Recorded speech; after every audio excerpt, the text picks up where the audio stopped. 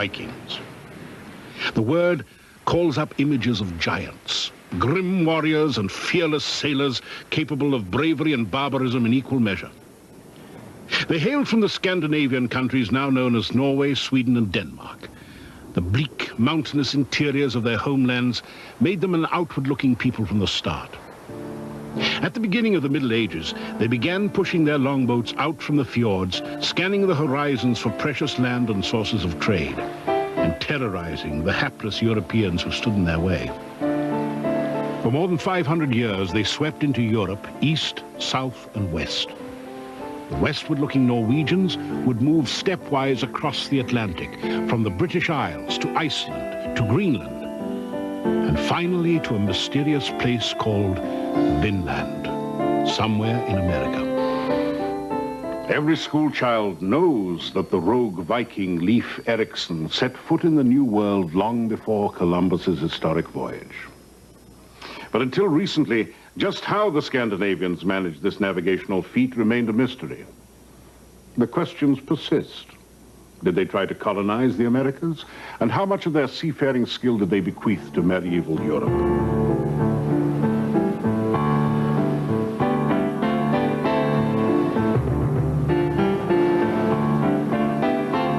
Well, the more I've sailed in these small, after all small and open ships, the more respect I have gotten for these people. They were extremely brave. They must have been very, very clever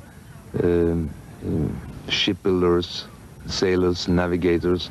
They must have been very well organized, and I mean, they were fantastic. Ragnar Thorseth, adventurer from Norway, knows the seafaring ways of the Vikings as intimately as anyone. For the last decade, Thorseth had dedicated himself to building replicas of Viking ships and sailing them round the world. What we have been interested in is to learn as much as possible about the ship, seaworthiness, speed, and of course to learn how to sail them, so that we better can understand how it was possible for the Vikings to not only to sail once across the North Atlantic, but to cross it regularly 1,000 years ago. The archaeology of boats is a relatively new frontier in the science of the past. Working with scholars from the Viking ship museums in Norway and Denmark, Ragnar has tried to remain as faithful to the original Viking shipbuilding craft as possible. What is unique for Scandinavian shipbuilding at that time is the clink building technique. Most ships today the planks are like this, but the Viking ships, it's more like this, and then they are nailed together. And first you build up the ships with the planking, and then later on you put in the ribs, while in most other traditions they do it the opposite way. Thorseth's fleet consists of replicas of 3 ships. Gaia, a copy of the largest Viking ship yet found, built in 850 AD as a raiding vessel and probably once the property of a king. The Oseberg, a copy of a royal yacht dating from about 800 AD, is the most elegant of the Viking ships. The original was built for protected waters and never meant to see the high seas. The Saga Sigla, the most seaworthy of the 3 vessels, is an 11th century Viking trader. Well, if I were to cross the North Atlantic again, I would go for the Saga Sigla, the Knar. But if I were to compete in America's Cup, I would go for the Gaia. Beautiful, fast ship, really.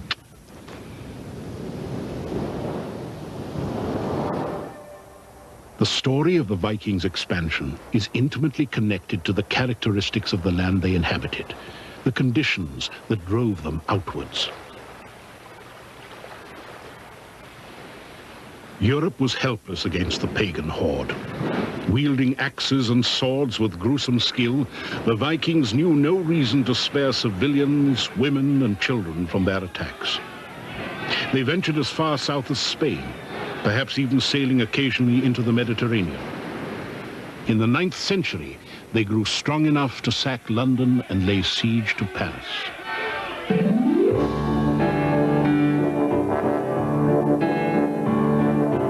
They settled parts of Ireland, northern England, and conquered the city of York. Well, I think we've completely revolutionized people's idea of the Viking era in York. People used to think of the Vikings coming and just destroying the city, but we've seen a picture where they come and they inject new life into the place, and they lay it out with the streets and the properties and the churches and the buildings, which you can still see today. The lines of the properties still exist 1,000 years after, but they have their origin in the Viking Age. So the Vikings came as traders and as merchants, and they gave York new economic life.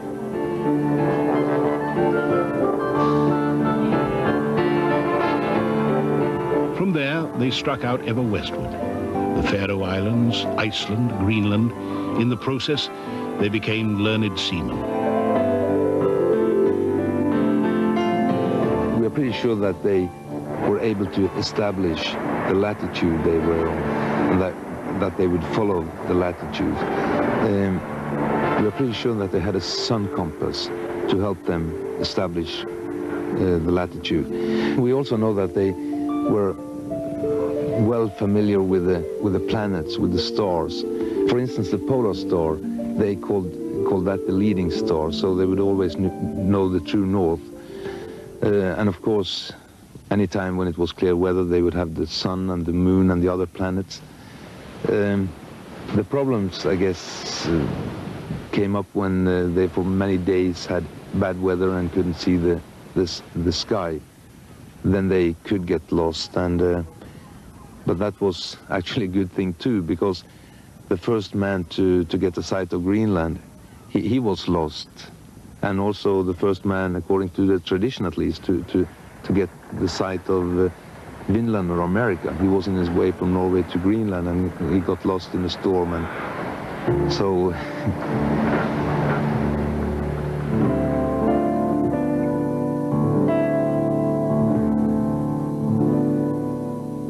Our source for those westward journeys are two sagas, both of which tell of the volatile clan of Eric the Red. Theirs is a tale of discovery driven by violence and exile. Eric's father, exiled from Norway on charges of manslaughter, took his family to Iceland. Eric himself, exiled from Iceland after several fights and killings, set off in 986 to settle on the island of Greenland. Eventually, the colony would grow to several thousand settlers. It conducted brisk trade with Europe for several centuries. Greenland was a rich country. It had many resources which Europe wanted in the medieval period. Things as prosaic as walrus hide, which were used for ships' ropes, through things as mysterious as narwhal tusk, which throughout medieval Europe was considered to be the unicorn horn, the horn of this sort of very mystical and mythical beast. The main commodity, however, was ivory. And walrus ivory from the tusks of the walrus that lived in more northerly waters of Greenland was the main form in which tributes and various tithes were paid to Europe by the Greenlanders.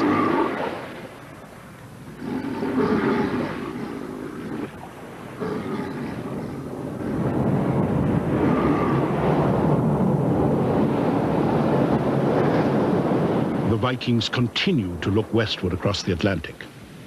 According to the saga of the Greenlanders, one Bjarni Herjolfsson was driven off course while trying to reach Greenland and sighted North America in 986.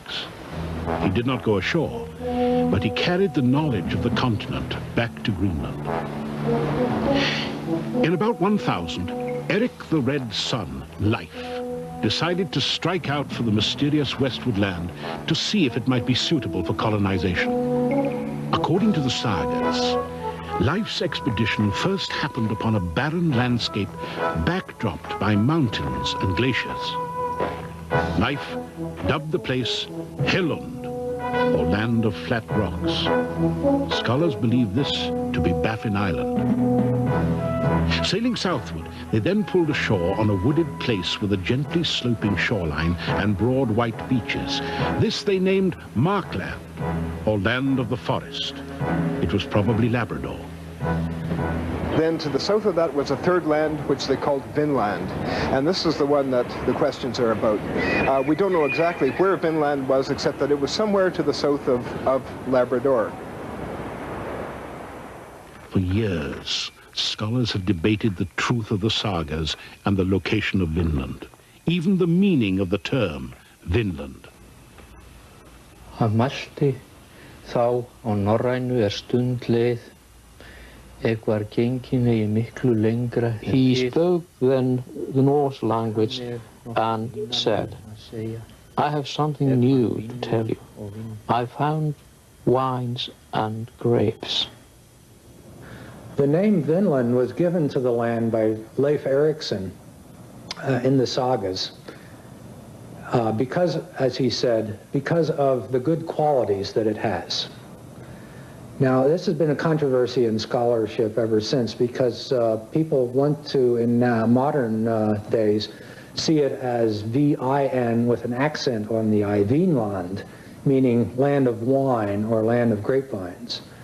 But in Leif Erikson's time, they really had no knowledge of grapevines or wine. There was an Old Norse word, V-I-N without the accent, Vinland, which referred to pasture land. And in fact, any Norse explorer finding a new land would have had as his first priority to find pasture land. They lived on their cattle. They carried cattle with them in their ships as they went exploring. And their first priority was find a place for the cattle to graze. Well, Norse people would settle in a land where the old pattern of culture fitted. I mean, in Newfoundland, I would find what they were used to, hunting seals, hunting caribou, and all that stuff. And furthermore, it was very important to stop in time, don't sail too long, because I lived in the wilds for many, many years in the northern part, and the preparations for the winter, on that depends life and death. They had to build houses, they had to hunt, they had to fish, and prepare for the winter. It was here, in northern Newfoundland, that the definitive evidence was finally found. Norwegian archaeologists Helga and Anna Stina Ingstad spent the better part of a decade sailing up and down the Atlantic coast of North America, looking for clues of the Vikings. In 1961, they arrived at Lance aux Meadows. Dr. Ingstad is a Norwegian explorer, but his wife Anna Stina was the archaeologist. And they arrived in Lance aux Meadows by accident, really, and they met with the local spokesman of the community, Mr. George Decker.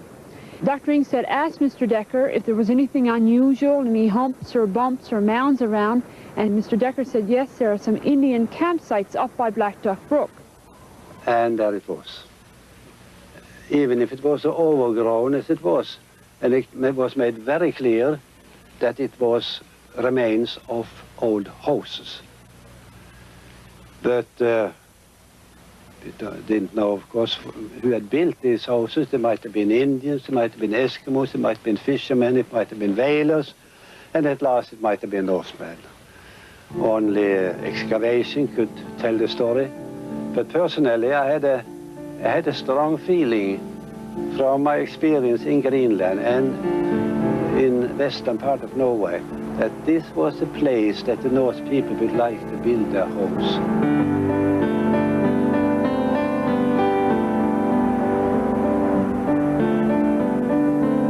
The Viking presence on North American soil some 500 years before the voyages of Christopher Columbus has now been definitively established at Lance aux Meadows. How is it possible then that such a monumental discovery would gradually fade from memory, that by the time of Columbus the notion of sailing off the edge of the world would again lurk in the imaginations of European explorers? The answer? It probably didn't.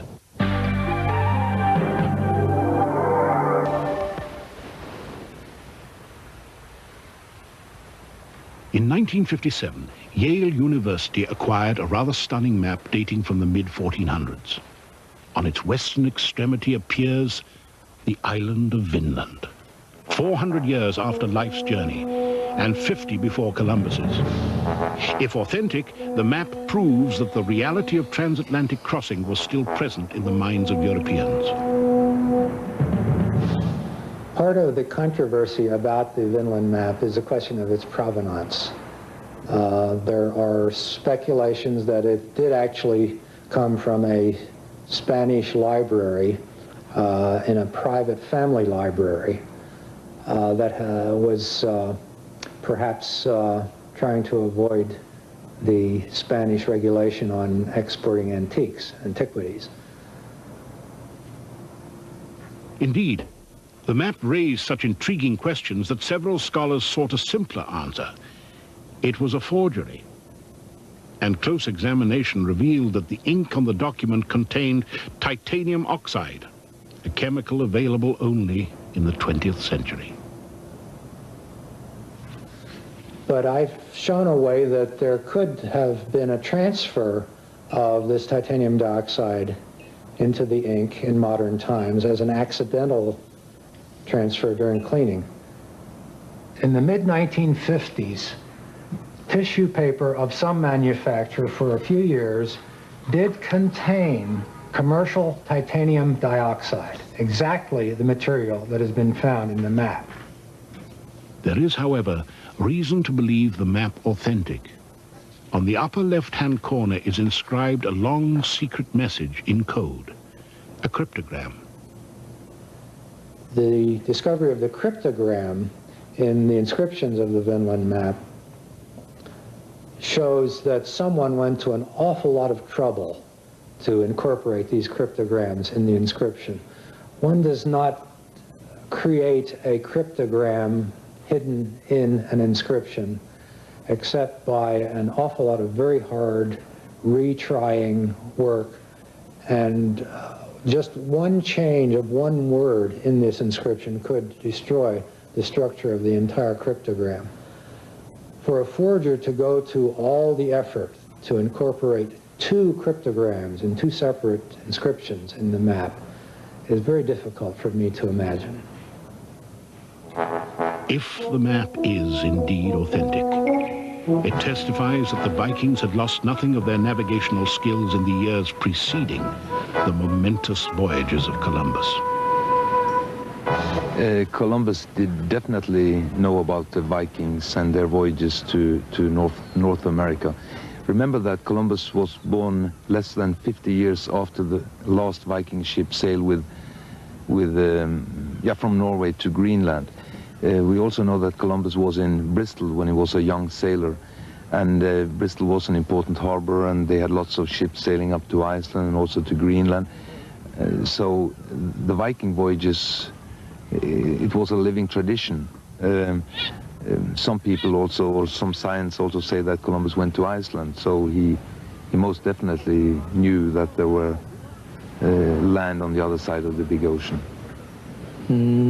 Greenlanders discovered or sailed to America. Greenland was colonized from Iceland, and so when we think America being found by Europeans, there were mainly Greenlanders who sailed from Greenland to the continent of America. We don't speak of Christopher Columbus in this country. The Indians were there a long time before both Columbus and the Vikings, so the Vikings were probably the first Europeans in North America, but I mean they were there for a short period. Columbus, of course, opened up America for the Europeans. It is too easy in this day and age to forget the true magnitude of the Vikings' achievements, to underestimate the elemental forces they challenged. But Ragnar Thorseth is not likely to forget. In May 1992, the valiant trader, the Saga Sigla, and the elegant royal yacht Oseberg foundered in a sudden storm off the coast of Spain. Luckier than their Viking forebears, the crew survived to tell the tale and to build and sail Viking ships once again. What extraordinarily brave men they must have been. pushing their open longboats into the fjords of Scandinavia, setting sail for unknown, hostile lands. An epic saga in themselves, these voyages wrote a heroic prelude to the European age of discovery, leaving one to ponder, will we ever know the extent of the debt that Columbus owed his Viking predecessors?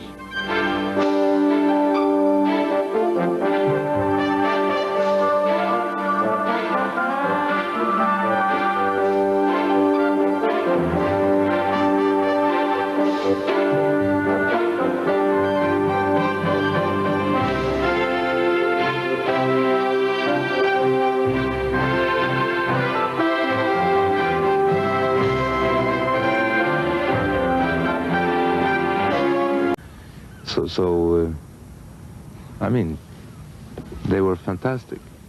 Ragnar Thorseth, adventurer from Norway, knows the seafaring ways of the Vikings as intimately as anyone. For the last decade, Thorseth had dedicated himself to building replicas of Viking ships and sailing them round the world. What we have been interested in is to learn as much as possible about the ship, seaworthiness, speed, and of course to learn how to sail them, so that we better can understand how it was possible for the Vikings to not only to sail once across the North Atlantic, but to cross it regularly 1,000 years ago.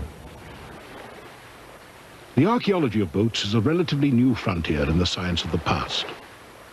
Working with scholars from the Viking ship museums in Norway and Denmark, Ragnar has tried to remain as faithful to the original Viking shipbuilding craft as possible. What is unique for Scandinavian shipbuilding at that time is the clink building technique. Most ships today the planks are Vikings.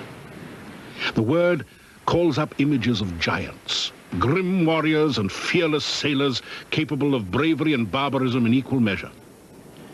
They hailed from the Scandinavian countries now known as Norway, Sweden and Denmark.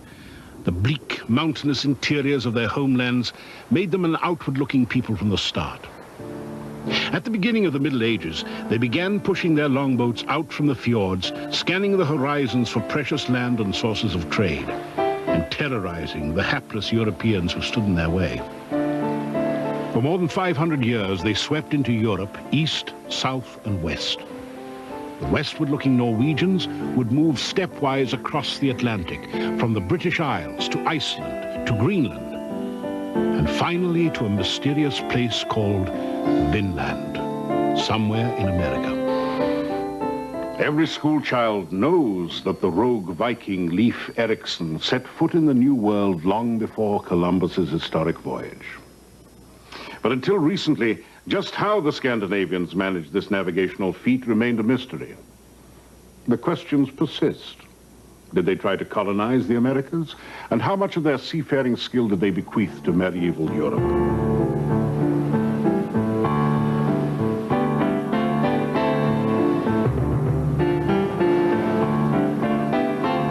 Well, the more I've sailed in these small, after all small and open ships, the more respect I have gotten for these people. They were extremely brave. They must have been very, very clever shipbuilders, sailors, navigators. They must have been very well organized, and